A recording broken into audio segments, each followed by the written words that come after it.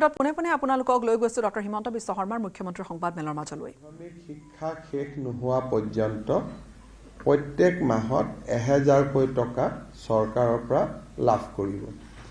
অৰ্থাৎ higher secondary first ইয়াৰত এইবাৰ যিসকল ছোৱালীয়ে নামভৰ্তি কৰিছে তেওঁলোকে হায়াৰ ছেকেণ্ডাৰী পৰীক্ষা বা পাঠ্যক্ৰম সম্পূৰ্ণ কমপ্লিট নকৰালৈ 1000 টকা চৰকাৰৰ পৰা প্ৰতি মাহত তেওঁলোকে পাব আৰু এই পুঁজিটো প্ৰত্যেক মাহৰ 11 তাৰিখে তেওঁলোকৰ বেংক একাউণ্টত চৰকাৰে পঠিয়াই দিব। যিসকলে 3 বছৰীয়া এতিয়া 4 বছৰীয়াও হৈছে, যিসকলে 3 বছৰীয়া বা 4 বছৰীয়া ডিগ্ৰী পাঠ্যক্ৰম, আগতে গ্ৰেজুৱেশ্যনটো 3 ইয়াৰ গ্ৰেজুৱেশ্যন আছিল, আজিকালি গ্ৰেজুৱেশ্যনটো 4 ইয়াৰো বিভিন্ন ইউনিভাৰ্চিটিয়ে কৰিছে। যিসকলে 4 বছৰ বা 3 বছৰ গ্ৰেজুৱেশ্যন পাঠ্যক্ৰমত পঢ়িব হায়াৰ ছেকেণ্ডাৰী পাছ কৰি, প্ৰত্যেকগৰাকী ছোৱালীয়ে প্ৰথম বৰ্ষত নাম গ্ৰহণ কৰাৰ লগে লগে প্ৰত্যেক মাহত 12,1250 টকা চৰকাৰৰ পৰা লাভ কৰিব। আৰু যিসকলে ডিগ্ৰী পাছ কৰি এইবাৰ পোষ্ট গ্ৰেজুৱেটত নাম লগাব, পোষ্ট গ্ৰেজুৱেট বুলি কওঁতে আমি BEdক ইয়াত ধৰি লৈছোঁ, পোষ্ট গ্ৰেজুৱেট কাম BEdত নামভৰ্তি কৰিব, তেওঁলোকে প্ৰত্যেক মাহত চৰকাৰৰ পৰা 2500 টকা কৰি লাভ কৰিব, 2500 টকা। অৰ্থাৎ হায়াৰ ছেকেণ্ডাৰী পঢ়িলে 1000 টকা প্ৰত্যেক মাহত, ডিগ্ৰী পঢ়িলে 1250 টকা প্ৰত্যেক মাহত, আৰু গ্ৰেজুৱেশ্যন পঢ়িলে, গ্ৰেজুৱেশ্যন পাছ কৰি স্নাতকোত্তৰ পোষ্ট গ্ৰেজুৱেশ্যন পঢ়িলে মাহত 2500 টকা লাভ কৰিব। ইয়াত কেইটামান চৰ্ত আছে। প্ৰথম চৰ্তটো হ'ল যে যিখিনি ছোৱালীক আমি হায়াৰ ছেকেণ্ডাৰী পৰীক্ষাত ভাল ৰিজাল্ট কৰাৰ কাৰণে আমি স্কুটি দিওঁ, তেওঁলোকক আমি নিযুত মইনা আঁচনিত অন্তৰ্ভুক্ত কৰা নাই। কাৰণ স্কুটি এখনৰ দাম প্ৰায় 70,000 টকা হয়গৈ, আৰু নিযুত মইনা আঁচনিত তেওঁলোকে আমাৰ বাকী ছোৱালীখিনিয়ে যদি 12,000 আমি 12 যদি 12,500 কৰি 3 বছৰতো দিওঁ 36,000 হয়। কিন্তু ছোৱালীয়ে যদি কয় যে নহয় মোক স্কুটি নালাগে, মই নিযুত মইনাহে ল'ম, তেতিয়াহ'লে নিযুত মইনাও তেওঁ ল'ব পাৰিব। অৰ্থাৎ ছোৱালীজনীৰ ওপৰত ডিপেণ্ড কৰিব যে মই স্কুটিখন ল'ম নে মই নিযুত মইনা আঁচনিটো ল'ম। দুটা আঁচনি আমি একেলগে নিদিওঁ। তাৰ পিছত আনটো বিষয় হ'ল যে এই আঁচনিখনৰ পৰা মন্ত্ৰী আৰু বিধায়কৰ ছোৱালীসকল এই আঁচনিৰ হিতাধিকাৰী হ'ব নোৱাৰিব। অৰ্থাৎ 126 জন যি বিধানসভাত বিধায়ক আছে, তেওঁলোকৰ ল'ৰাটো নহয়, ছোৱালী যদি বা সাংসদ যদি তেওঁলোকৰ ছোৱালী যদি আমাৰ কলেজ ইউনিভাৰ্চিটিত পঢ়িছে, তেতিয়াহ'লে তেওঁলোকো এই আঁচনিৰ হিতাধিকাৰী হিচাপে স্বীকৃতি নহ'ব।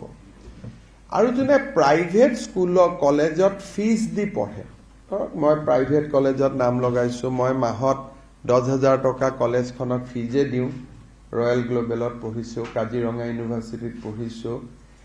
প্ৰাইভেট ইউনিভাৰ্চিটি আৰু প্ৰাইভেট কলেজখিনিৰ ছাত্ৰ ছাত্ৰীয়ে বা ছাত্ৰীয়ে এই আঁচনিখনৰ হিতাধিকাৰী বুলি বিবেচিত নহ'ব। কিন্তু ভেঞ্চাৰ কলেজত যদি কোনোবাই পঢ়ে বা ভেঞ্চাৰ হায়াৰ ছেকেণ্ডাৰী স্কুলত পঢ়ে, ভেঞ্চাৰ জুনিয়ৰ কলেজত পঢ়ে, তেওঁলোক এই আঁচনিখনৰ হিতাধিকাৰী হ'ব। এই আঁচনিখনৰ হিতাধিকাৰী হ'বৰ বাবে আমি একোখনকৈ প্ৰপত্ৰ পূৰণ কৰিব লাগিব। জুলাই মাহত যেহেতু এডমিশনৰ প্ৰচেছ চলি আছে, সম্পূৰ্ণ পোষ্ট গ্ৰেজুৱেশ্যন কমপ্লিট কৰিবৰ কাৰণে, এডমিশন কমপ্লিট কৰিবৰ কাৰণে আগষ্ট মাহ পৰ্যন্ত যাবগৈ। কিন্তু আমি জুলাই মাহৰ পৰা এই এডমিশনৰ প্ৰপত্ৰসমূহ আমি বিতৰণ কৰিম। একোখন এৱাৰনেছ মিটিং হ'ব আৰু কলেজ আৰু ইউনিভাৰ্চিটিত এৱাৰনেছ মিটিং কৰি, বিশেষকৈ নৱাগত আদৰণি সভা আদিত, যিহেতু এইটো ফৰ নিউ এডমিশন হ'ব, গতিকে তেওঁলোকক যাতে আমি এৱাৰনেছ ক্ৰিয়েট কৰিব পাৰোঁ, তাৰ কাৰণে একোখন এৱাৰনেছ মিটিং হ'ব। এই গোটেই আঁচনিটো বাল্য বিবাহৰ বিৰুদ্ধে প্ৰস্তুত কৰা এখন আঁচনি। গতিকে বিবাহিতা ছাত্ৰী এই আঁচনিৰ বাবে হিতাধিকাৰী নহ'ব। কিন্তু পোষ্ট গ্ৰেজুৱেট পৰ্যায়ত বিবাহিতা ছোৱালীয়েও এই আঁচনিৰ সুবিধা ল'ব পাৰিব। কিন্তু হায়াৰ ছেকেণ্ডাৰী আৰু ডিগ্ৰী পৰ্যায়ত, যিহেতু আমাৰ গোটেই কথাটোৱে হ'ল যে ছোৱালীক যাতে দেউতাক মাকে সোনকালে বিয়া পাতি নিদিয়ে, গতিকে যিসকলে বিয়া কৰাব তেওঁলোকে বা বিবাহিতা ছাত্ৰী হ'ব, তেওঁলোকে এই আঁচনিখনৰ সুযোগ নাপাব। আৰু যদি আপ টু ডিগ্ৰী পঢ়ি থাকোঁতে মাজতেও বিয়া হৈ যায়, তেতিয়াহ'লে ৰিনিউৱেলত তেওঁলোকে এই আঁচনিৰ সুবিধাৰ পৰা বঞ্চিত হ'ব। যেতিয়া প্ৰত্যেক বছৰে এবাৰ ৰিনিউৱেল হ'ব, আৰু কোনোবা ছোৱালী যদি শিক্ষা আধাতে সামৰি ড্ৰপ আউট হৈ যায়, তেতিয়াহ'লেও এই আঁচনিখনৰ সুবিধা নাপাব। শেষত কোনোবা যদি ছোৱালী ৰেগিং, ইনডিচিপ্লিন, ইৰেগুলাৰ এটেণ্ডেন্ট এনেকুৱা যদি কলেজৰ অধ্যক্ষই ভাবে যে এই ছোৱালীজনী কলেজত নিয়মীয়াকৈ নাহে, ড্ৰপ আউট হয়, পৰীক্ষাত তেওঁলোকে হায়াৰ ছেকেণ্ডেৰী ফাৰ্ষ্ট ইয়াৰৰ পৰা ছেকেণ্ড ইয়াৰ প্ৰমোশ্যন নাপালে, বা ডিগ্ৰী ফাৰ্ষ্ট ইয়াৰৰ পৰা ডিগ্ৰী ছেকেণ্ড ইয়াৰ প্ৰমোশ্যন নাপালে, তেতিয়াও ৰিনিউৱেলৰ সময়ত এই আঁচনিখনৰ পৰা তেওঁলোক বঞ্চিত হ'ব।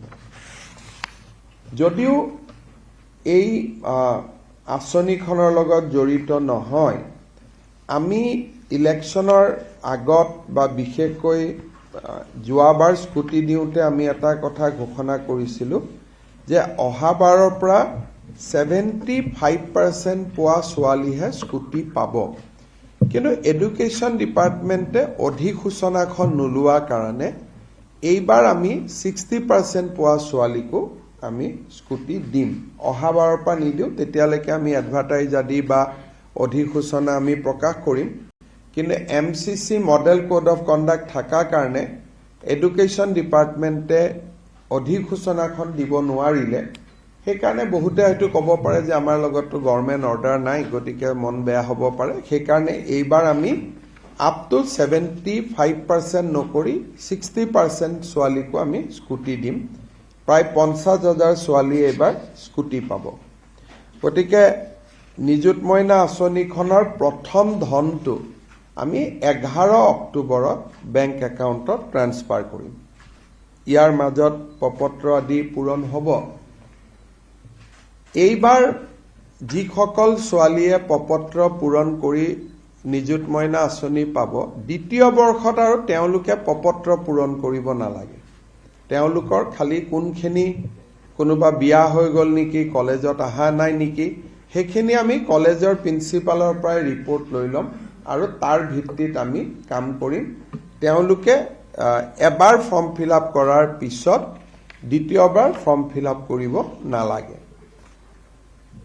এই ফৰ্মখনত দেউতাক মাকৰো এটা চহী লাগিব। গতিকে কোনোবা দেউতাক মাকে যদি ভাবে যে মোৰ আৰ্থিক অৱস্থা ভাল আৰু ছোৱালীজনীক এই আঁচনিটো লৈ পেলাই মই চৰকাৰখনক আৰ্থিক বোজা দিব খোজা নাই, কোনোবা ছোৱালী যদি নিজে আঁতৰি আহিব খোজে বা দেউতাক মাকে যদি আঁতৰাই দিব খোজে, তেতিয়া তেওঁলোকে স্ব ইচ্ছাই পাৰিব। আদাৰৱাইজ ইয়াত কোনো ইনকাম স্লেব নাই, BPL APL বুলি কথা নাই। কলেজ বা মহাবিদ্যালয় বা বিশ্ববিদ্যালয়ত যোনেই পঢ়ে তেওঁলোকেই এই আঁচনিখনৰ সুফল পাব।